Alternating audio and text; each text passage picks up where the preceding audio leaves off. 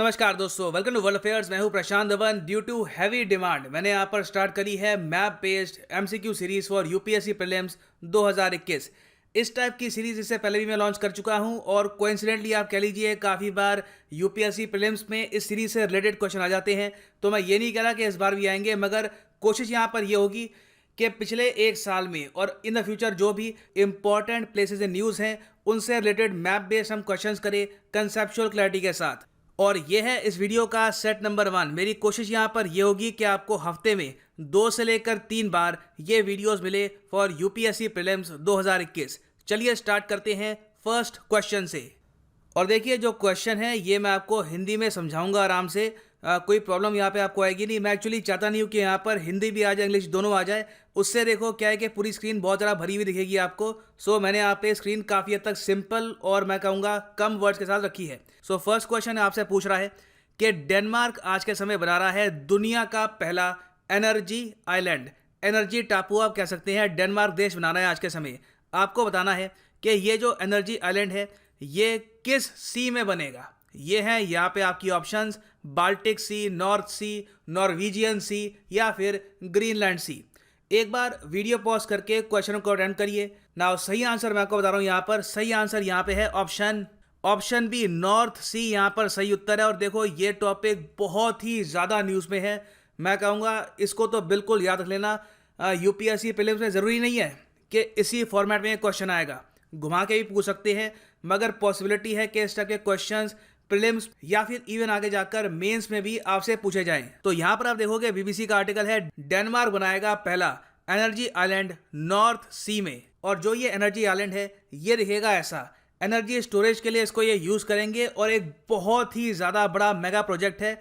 एक बार आपको मैप पर दिखा देता हूँ कि नॉर्थ सी और बाकी जो यहाँ पर सी है ये है कहाँ पर। एक बार ये फोटो भी देख लो यहाँ पर। वैसे यहाँ पे आप देखोगे ये डेनमार्क है। डेनमार्क के बिल्कुल साथ में जो सी है ना यहाँ पर नॉर्थ सी, यहाँ पे आपको मिलेगा इनका एनर्जी आइलैंड जो अभी भी कंस्ट्रक्ट किया जा रहा है। इसको बनने में अभी काफ़ी टाइम लगेंगे। टोटल कॉस्ट इसको बनाने में आएगी करीब $34 बिलियन।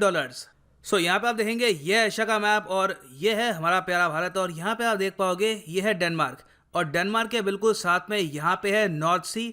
और यहाँ पे आप देखोगे डेनमार्क से काफ़ी दूर आपको मिलेगा बाल्टिक सी। और फिर आप अगर नॉर्थ में जाओगे ना तो काफ़ी नॉर्थ में नॉर्वे के साथ में आपको मिलेगा नॉर्वेजियन सी। और ग्रीनलैंड सी तो देखो बिल्कुल ही एक्सट्रीम नॉर्थ को है, नियर दी आर्टिक ओशन। यहाँ पे आपको दिखेगा ग्रीनलैंड के पास द ग्रीनलैंड सी। तो इनकी जो लोकेशन है ये काफ़ी इंपॉर्टेंट है। और यहाँ पर डेनमार्क बना रहा है अपना टापू। डेनमार्क की जो राजधानी है यहाँ पे आप देख पाएंगे ये है कोपेनहेगन।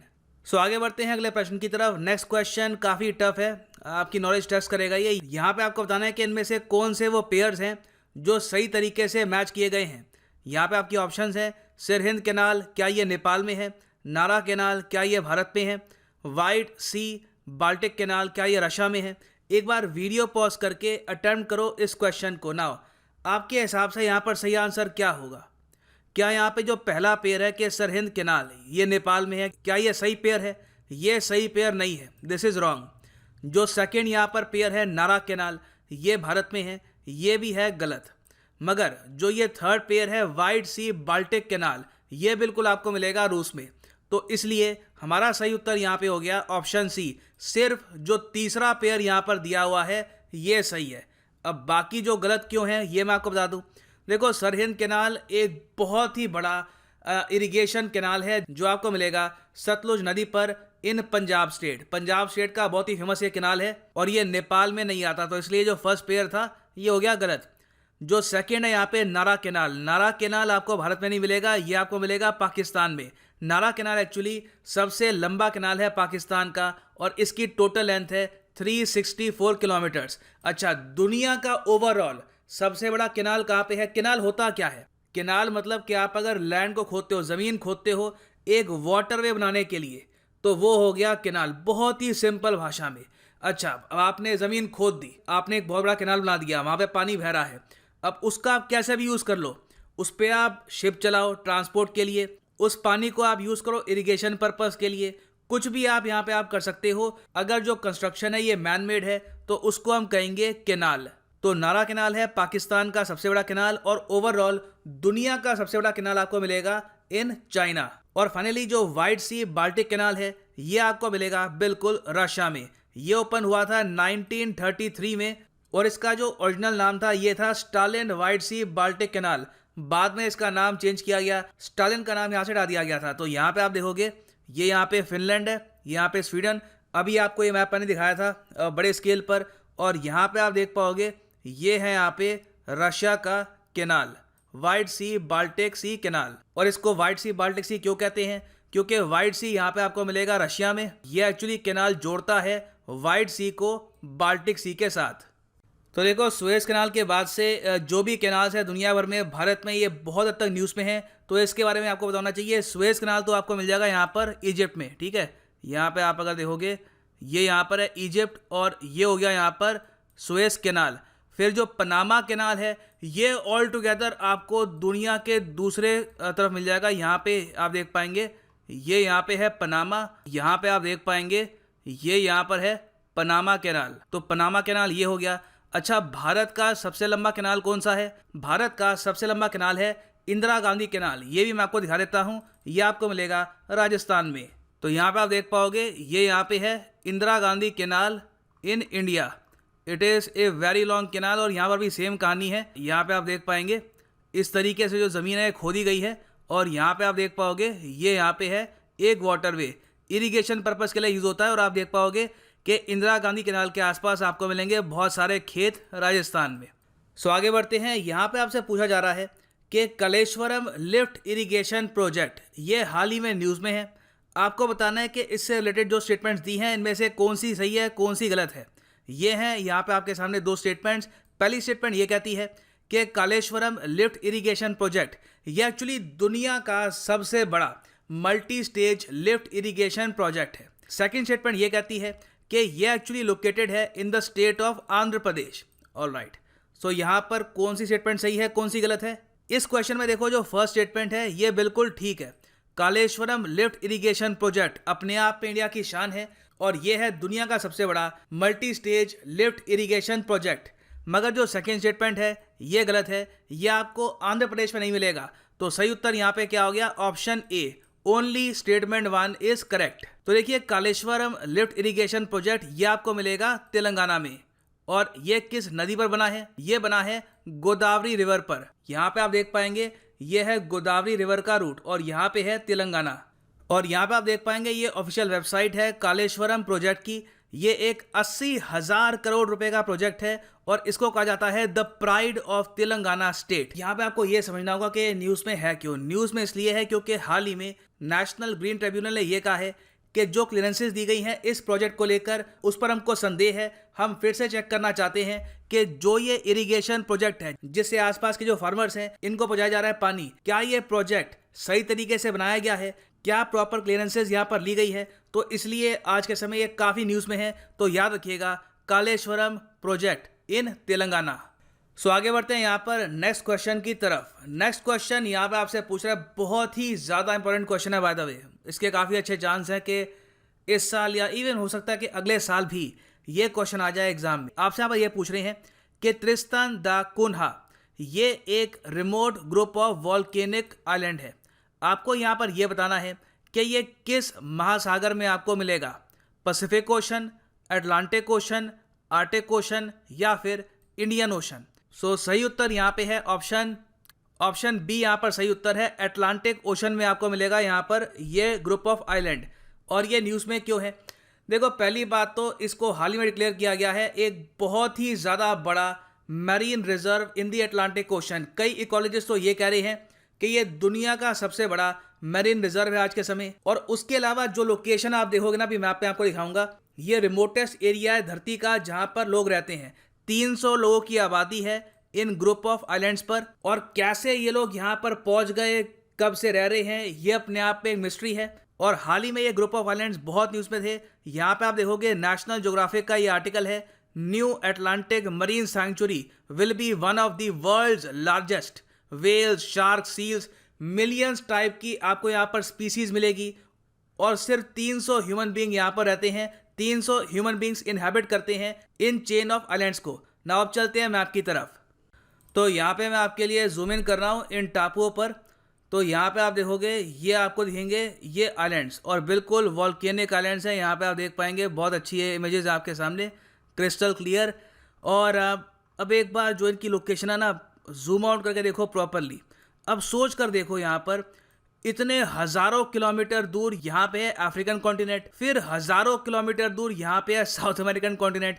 इन दोनों के बीचों बीच यहाँ पे छोटे से टापू हैं, और किसी तरीके से ह्यूमन बींग्स ने 300 के आसपास का ट्राइब है यहाँ पर, इन्होंने इसको इनहैबिट भी कर दिया।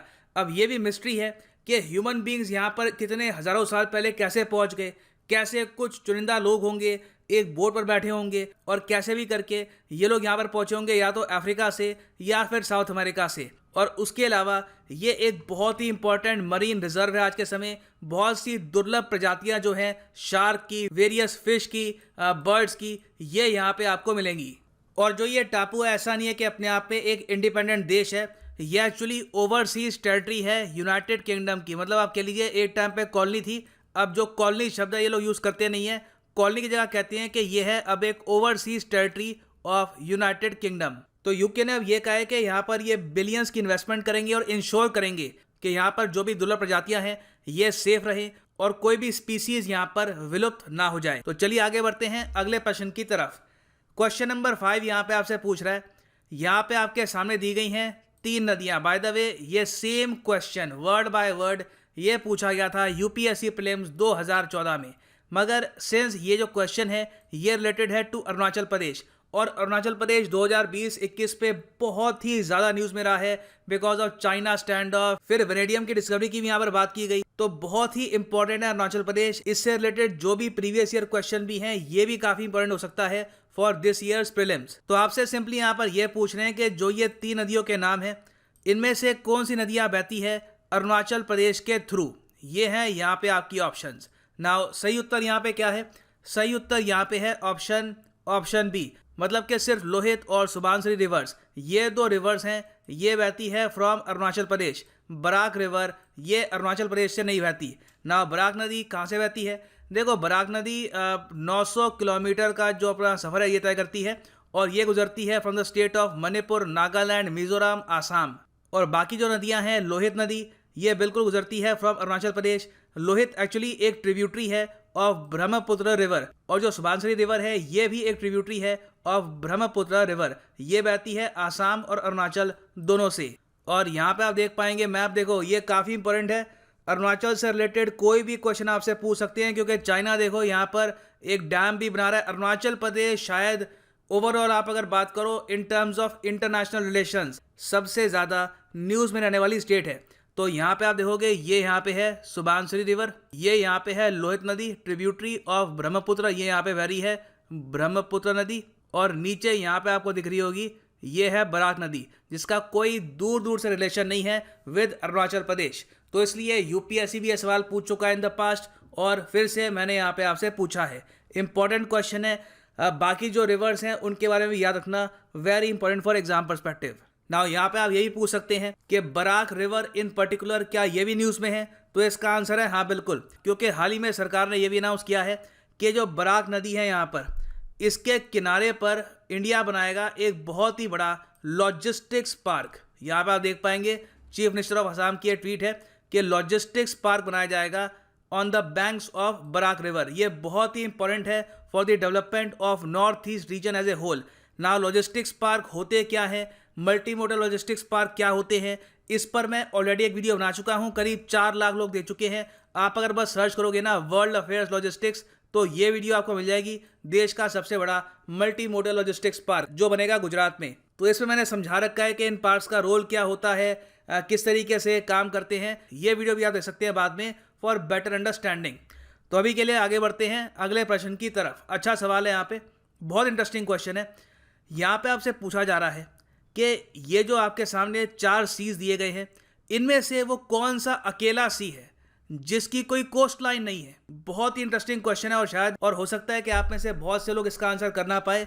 देखो यहाँ पर सही उत्तर क्या है? सही उत्तर यहाँ पे है ऑप्शन, क्या लगता है आपको? सही उत्तर यहाँ पे है option B, Sargasso Sea. Sargasso Sea देखिए एक यूनिक सी है, और ये आपको मिलेगा प्रशांत महासागर में, पैसिफिक ओशन में, और ये अकेला सी है पूरी दुनिया का जिसकी कोई कोस्ट लाइन नहीं है। आपको अगर मैप पे मैं एक बार दिखाऊं, आप अगर दुनिया का कोई भी सी देख लो, फॉर एग्जांपल यहाँ पे आप देखोगे अरेबियन सी है, इसके आसपास आपको मिलेगी coast line. For example India की कोस्ट लाइन है, फिर जो गल्फ कंट्रीज हैं की है, फिर रेड सी आप अगर देख लो तो हर जगह यहाँ पे कोस्ट लाइन आपको दिखेगी, मतलब आसपास लैंड मास है। सरगासो सी देखो ऐसा है, ये एक्चुअली कंप्लीटली सराउंडेड है by current, ocean currents. Ocean current से हम डिफाइन करते हैं सरगासो सी की लोकेशन। अकेला सी है पूरी दुनिया में जिसकी कोई लैंड कोस्ट लाइन है नहीं। और ये क्वेश्चन बाय द वे 2016 में एनडीए के एग्जाम में भी आ गया था, same to same word by word, तो काफ़ी इंपॉर्टेंट है ये। और हाल ही में सरगासो सी न्यूज़ में कैसे आ गया? न्यूज़ में इसलिए आ गया है क्योंकि यूएन एनवायरनमेंट प्रोग्राम ने एक एमओयू साइन किया है सरगासो सी कमीशन के साथ कि हम बहुत ही बड़े स्केल पर यहाँ पर जो भी मरीन लाइफ है इनके कंजर्वेशन की तरफ काम करेंगे, कोशिश करेंगे कि यहाँ पर जो मरीन लाइफ है इसको नुकसान कम हो। तो याद रखिएगा, दिस इज़ वेरी इंपॉर्टेंट। एक क्वेश्चन यहाँ पे मैं आपसे पूछूंगा कि यूएन एनवायरनमेंट प्रोग्राम, इसके हेडक्वार्टर्स आपको कहाँ पर मिलेंगे? यूएनईपी के हेडक्वार्टर्स आपको कहाँ पर मिलेंगे? ये लिखो कमेंट सेक्शन में। और आगे बढ़ने से पहले मैं आपको ये भी बता दूं कि आप अगर किसी भी एग्जाम के लिए प्रिपरेशन कर रहे हैं, चाहे आईआईटी जेईई हो या फिर यूपीएससी हो, कैट एग्जामिनेशन हो, तो आप परचेज कर सकते हैं अनअकैडमी के कोर्सेज। लाइव क्लास यहाँ पे आपको मिलेगी। सिंपली यहाँ पर क्लिक करो यूपीएससी पर, गेट सब्सक्रिप्शन, और यहाँ पे आप परचेज कर सकते हैं कोर्स इवन फॉर 6 मंथ्स। और जो 6 महीने का कोर्स है ये आप अगर परचेज करते हैं तो जो प्राइस लिखा है ये पे मत कर देना, यूज़ करो यहाँ पर कोड PD10 और सीधा आपको मिलेगा 4000 से भी ऊपर का discount on your UPSC subscription. So use the code PD10 and save money. So आगे बढ़ते हैं अगले प्रश्न की तरफ। क्वेश्चन नंबर 7 यहाँ पे आपसे पूछ रहा है कि इथोपिया देश, इथोपिया देखो एक ऐसा देश है जो बहुत न्यूज़ में था तिग्रे रीजन की वजह से। उसके अलावा यहाँ पर काफ़ी डिस्टर्बेंस भी हुई है, बहुत ही ज़्यादा न्यूज़ में था यह देश। तो इथोपिया से रिलेटेड दी गई हैं यहाँ पर 4 स्टेटमेंट। आपको बताना है कि इनमें से कौन सी वो एक स्टेटमेंट है जो एक्चुअली ट्रू है, मतलब कि 3 स्टेटमेंट्स यहाँ पे है गलत। पहली स्टेटमेंट ये कहती है कि इथोपिया एक लैंडलॉक देश नहीं है। सेकंड स्टेटमेंट ये कहती है कि इथोपिया शेयर करता है एक लैंड बॉर्डर जिम्बाब्वे के साथ। थर्ड स्टेटमेंट ये कहती है कि इथोपिया सेकेंड लार्जेस्ट और मोस्ट पॉपुलेटेड कंट्री है हॉर्न ऑफ अफ्रीका में। ओके। फोर्थ स्टेटमेंट ये कहती है कि ब्लू नाइल नदी जो बहुत ही फेमस नदी है, इसका जो ओरिजिन है, जो इसकी शुरुआत है, ये होती है इथियोपिया से। अब देखो यहाँ पर फर्स्ट स्टेटमेंट गलत है क्योंकि इथोपिया बिल्कुल एक लैंडलॉक देश है। इथोपिया यहाँ पे आप देखो क्लियरली आपको दिखेगा, ये है एक लैंडलॉक देश। एक टाइम पर जब एरिट्रिया इसका पार्ट था तब ये लैंडलॉक नहीं था, मगर आज के समय ये है एक लैंडलॉक कंट्री। फर्स्ट स्टेटमेंट गलत। सेकंड स्टेटमेंट ये कहती है कि इथोपिया की एक लैंड बॉर्डर है जिम्बाब्वे के साथ, ये स्टेटमेंट भी गलत है। जिम्बाब्वे आपको काफ़ी दूर मिलेगा यहाँ पे साउथ में, तो कोई इसकी लैंड बॉर्डर नहीं है विद जिम्बाब्वे। फिर यहाँ पे लिखा है कि इथोपिया सेकेंड लार्जेस्ट देश है हॉर्न ऑफ अफ्रीका में, ये भी गलत है क्योंकि पूरा जो हॉर्न ऑफ अफ्रीका है, जिसको यहाँ पे आप देख पाएंगे, ये जो पूरा रीजन है इसको हम कहते हैं हॉर्न ऑफ अफ्रीका। यहाँ पर साइज और पॉपुलेशन दोनों के हिसाब से सबसे बड़ा देश है इथोपिया। तो थर्ड स्टेटमेंट भी गलत। और जो लास्ट स्टेटमेंट है ये सही है। ब्लू नाइल नदी ये बिल्कुल शुरू होती है फ्रॉम इथियोपिया, तो इसलिए डी हो गया यहाँ पे सही उत्तर। बहुत ही इंपॉर्टेंट क्वेश्चन है, इसको याद रखना। आगे बढ़ते हैं। Interesting question, very interesting question. यहाँ पे आपसे पूछा जा रहा है कि ग्रेट ग्रीन वॉल प्रोजेक्ट, ये आजकल बड़ा न्यूज़ में है। आपको सिंपली ये बताना है कि ग्रेट ग्रीन वॉल प्रोजेक्ट ये आपको मिलेगा किस महाद्वीप में, किस कॉन्टिनेंट में आपको मिलेगा ग्रेट ग्रीन वॉल प्रोजेक्ट। ये है यहाँ पे आपकी ऑप्शंस। नाउ सही उत्तर यहाँ पे क्या है? सही उत्तर यहाँ पे है option A is the right answer. Africa में इस वक्त बन रहा है ग्रेट ग्रीन वॉल प्रोजेक्ट। अब ये है क्या? देखो यहाँ पे कोशिश ये की जा रही है कि जो साहेल रीजन है, यहाँ पे आप देखेंगे एक्चुअली पूरा जो इसका नाम है, इसको ये भी काफ़ी बार कहा जाता है great green wall of Sahara and the Sahel. ये पूरे अफ्रीकन कॉन्टिनेंट का फ्लैगशिप प्रोग्राम है। ये यहाँ पे इसको बनाने के लिए लोन ले रहे हैं फ्रॉम वर्ल्ड बैंक और कई कंट्री से भी लोन ले रहे हैं। और टारगेट ये है कि जो ये साहेल रीजन है, जहाँ पे ये सब कंट्रीज आपको दिखेंगी, माली, नाइजर, चैड, सूडान, टोटल यहाँ पे पार्टिसिपेशन होने वाली है 11 देशों की। यहाँ पर एक ग्रीन वॉल हम बना दें। इससे ऐसा नहीं होगा कि हम ये जो नॉर्थ अफ्रीका है इसको हम काट देंगे फ्रॉम सदर्न अफ्रीका। कोशिश देखो यहाँ पर ये है कि जो डेजर्टिफिकेशन हो रही है इस पूरे एरिया की, डेजर्ट लगातार यहाँ पे फैल रहा है, जो यहाँ पर ग्रीनरी थी, कुछ जो यहाँ पे चुनिंदा फॉरेस्ट थे ये भी गायब हो रहे हैं, इनको हम कैसे भी करके बचाएं। तो इसके लिए ये बिलियंस ऑफ डॉलर्स का प्रोजेक्ट है, the great green wall of Africa. बहुत ही इंपॉर्टेंट है और ये काफ़ी हद तक न्यूज़ में भी था बिकॉज ऑफ फंडिंग इशूज़, तो इसको याद रखना। आगे बढ़ते हैं अगले प्रश्न की तरफ। कैस्पियन सी काफ़ी हद तक न्यूज़ में है। कैस्पियन सी से रिलेटेड दी गई है यहाँ पे आपको 2 स्टेटमेंट्स। पहली स्टेटमेंट ये कहती है कि कैस्पियन सी है दुनिया की सबसे बड़ी inland water body. Second statement ये कहती है कि अर्मेनिया एक कोस्ट लाइन नहीं शेयर करता विद कैस्पियन सी। तो आपको बताना है कि कौन सी स्टेटमेंट सही है, कौन सी गलत है। नाउ यहाँ पर देखो सही उत्तर है option C, both the statements are true. Caspian sea बिल्कुल आप अगर देखें तो ये है दुनिया की सबसे बड़ी इनलैंड वाटर बॉडी और अर्मेनिया इसके साथ बॉर्डर शेयर नहीं करता। देखो कैस्पियन सी के आसपास टोटल आपको मिलेंगे 5 देश। ये 5 देश कौन से हैं? अजरबैजान, ईरान, कजाकिस्तान, रशिया और तुर्कमेनिस्तान। इनको याद रखने का तरीका बहुत आसान है, ये जो एक्रोनिम है ये रट लो, TARIK, मतलब आप कह सकते हैं डेट, हिंदी में हम कहते हैं ना तारीख। तो T से यहाँ पे हो गया तुर्कमेनिस्तान, A से हो गया अजरबैजान, R से रशिया, I से ईरान, K से Kazakhstan. Very easy to remember Caspian sea countries. और कैस्पियन सी न्यूज़ में क्यों है? न्यूज़ में इसलिए है क्योंकि कैस्पियन सी सिकुड़ रहा है और बताया ये जा रहा है कि आने वाले कुछ सालों में हो सकता है, पॉसिबिलिटी है कि ओवरऑल यहाँ पे 9 मीटर की श्रिंकेज दिखे हमको कैस्पियन सी के साइज में, जो बहुत ही ज़रा खराब साइन है फॉर कैस्पियन सी कंट्रीज। सो अब बात करते हैं हम यहाँ पर क्वेश्चन नंबर 10 की। क्वेश्चन नंबर 10 यहाँ पे आपसे पूछ रहा है कि लक्समबर्ग कंट्री से रिलेटेड दी गई है यहाँ पे आपको 4 स्टेटमेंट्स, कौन सी सही है कौन सी गलत है। पहली स्टेटमेंट ये कहती है कि लक्समबर्ग बॉर्डर शेयर नहीं करता फ्रांस के साथ। सेकेंड स्टेटमेंट ये कहती है कि यूरोपियन कोर्ट ऑफ जस्टिस ये आपको मिलेगा लक्समबर्ग में। थर्ड स्टेटमेंट ये कहती है कि लक्समबर्ग साइज के हिसाब से यूरोपियन यूनियन का सबसे छोटा देश है। फोर्थ स्टेटमेंट ये कहती है कि लक्समबर्ग की जो आबादी है ये पूरे यूरोपियन यूनियन में सबसे कम है। देखिए यहाँ पर जो सही उत्तर है ये है ऑप्शन नंबर बी। जी बिल्कुल, यूरोपियन कोर्ट ऑफ जस्टिस आपको मिलेगा लक्समबर्ग में, मगर बाकी जो स्टेटमेंट्स हैं गलत है।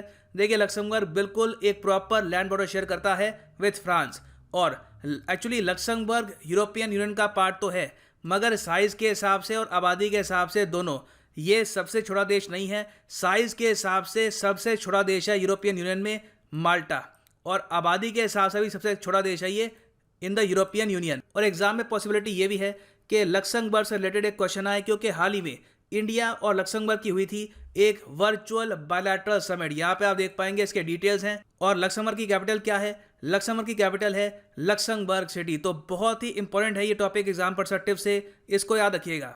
और ये है सेट 1 का एंड। सेट 2 लेकर बहुत ही जल्द मैं आपके सामने आऊँगा।